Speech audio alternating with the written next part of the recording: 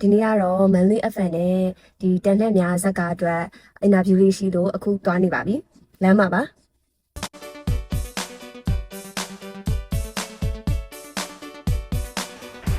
ဆိုတော့ Manly FM ကိုလည်းရောက်ပြီဒီနေ့ကတော့တန်တယောက်တည်းမဟုတ်ဘူးပေါ့နော်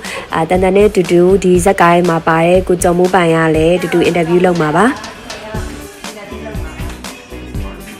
ဒါတော့ဒီနေ့တနန်တို့ကိုမေးခွန်းနေမေးမယ်ဒီက host နှစ်ယောက်ဖြစ်တဲ့ကိုစာနီနဲ့မက်ကတီပါသူတို့နဲ့တူတူဓာတ်ပုံတွေလည်းအများကြီးရိုက်ခဲ့တယ်ဟိုလွှင့်မယ်စတူဒီယိုထဲတော့ရောက်ပြီးတော့တန်တို့အကုန်လုံး ready ဖြစ်နေပါပြီဒါကတော့အာလူဖုန်နေရပါ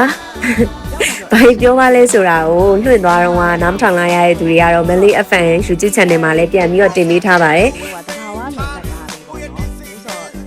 အပြန်ကြတော့အပြင်မှာမိုးလေးလည်းနည်းနည်းအုပ်နေရဆိုတော့အိမ်လည်းတမ်းမပြန်ခြင်းသေးဘူးဆိုတော့လက်ဖေးတောင်းမယ်ဆိုပြီးတော့ကကာဆိုင်ကိုရောက်လာတယ်